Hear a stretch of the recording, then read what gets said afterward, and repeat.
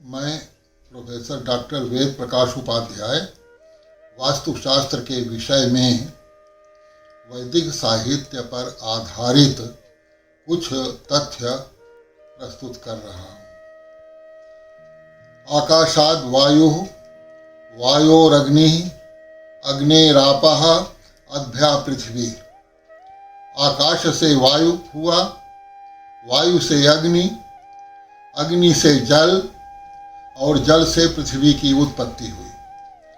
जो वस्तु जिस कारण से उत्पन्न होती है या अभिव्यक्त होती है, सांख्य दर्शन के अनुसार वह सत्कार्यवाद के अंतर्गत आती है। कार्य कारण से अभिव्यक्त होने के बाद कारण स्वरूप ही रहता है।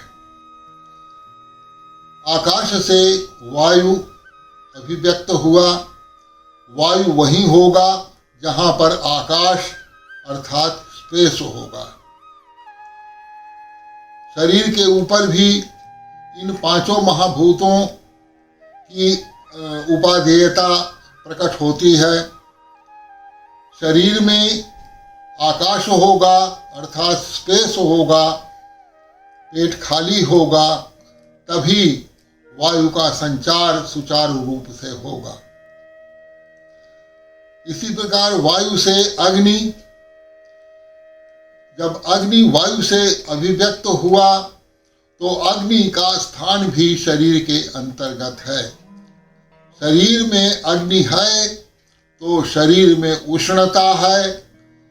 अगर शरीर की अग्नि बुझ जाती है, दिवंगत होने के बाद शरीर ठंडा हो जाता है। अग्नेरापः, अग्नि से जल अभिव्यक्त हुआ तो जल प्रकट हुआ अग्नि से, तो जल अपनी अभिव्यक्ति से पूर्व अग्नि में विद्यमान रहता है। तो अग्नि कारण है और जल कार्य है।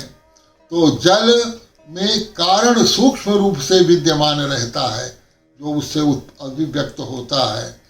तो जल में अग्नि सूक्ष्म रूप से विद्यमान है, इसलिए अग्नि को अभिव्यक्त किया जा सकता है जल से, जबकि जल का कारण अग्नि है। जल से पृथ्वी की अभिव्यक्ति हुई अर्थात उत्पत्ति हुई। उत्पत्ति शब्द यहाँ अभिव्यक्ति के अर्थ में है।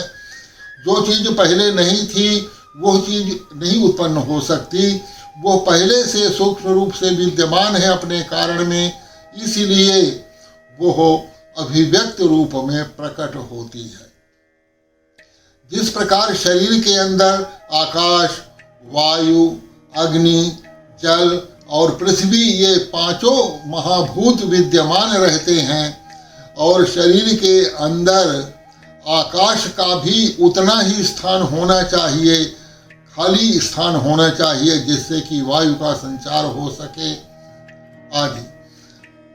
हम किसी भी भवन के विषय में देखते हैं तो कोई भी मकान चाहे जितना बड़ा हो, यदि उसके सारे कमरे ढेर सारे सामानों से भर दिए जाएं और वहाँ स्पेस शेष न रहे, तो वायु का संचार ठीक से नहीं होगा और उस घर में बीमारी, परेशानी, आर्थिक तंगी आदि अपना स्थान धीरे धीरे बना लेगी।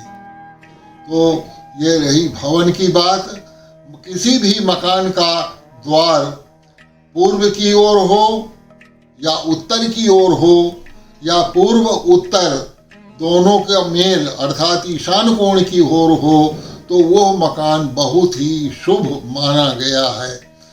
पूर्व की ओर द्वार होने से solar radiation flows from east to west, सौर ऊर्जा प्रवाहित होती है पूर्व से पश्चिम की ओर।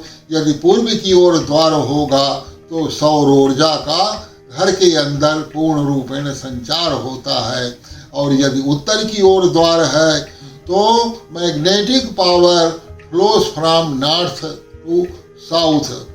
मैग्नेटिक पावर अर्थात चुंबकीय शक्ति यह उत्तर से दक्षिण की ओर प्रवाहित होती है अतः कोई भी मकान या पूर्वोत्तर यानी ईशान कोण की ओर हो तो चुंबकीय शक्ति और सौर ऊर्जा दोनों का प्रवाह मकान के अंतर्गत होगा।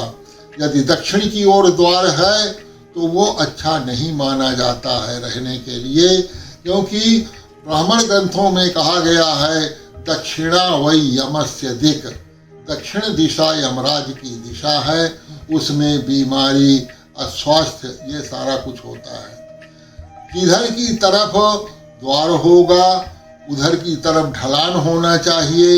यदि दक्षिण की ओर द्वार होगा तो ढलान होना स्वाभाविक है, और दक्षिण की ओर ढलान होने का अर्थ है कि हर प्रकार से समय समय पर हानि का सामना करना। तो किसी भी मकान को सुसंयत रूप से रखने के लिए यह आवश्यक है कि मकान के अंदर दूध वाले वृक्ष न हो, विशाल वृक्ष न हो, उनका भी निषेध है। और मकान से निकलते समय द्वार के सामने कोई वेद न हो, अर्थात न कोई द्वार के सामने वृक्ष हो न उसके सामने कोई बिजली आदि का खंभा हो। तो द्वार जो है बिल्कुल साफ होना चाहिए। और भवन जितना अच्छा होगा, जितना खाली यानी स्पेस युक्त होगा, स्वास्थ्य के लिए उतना ही वो लाभदायक है।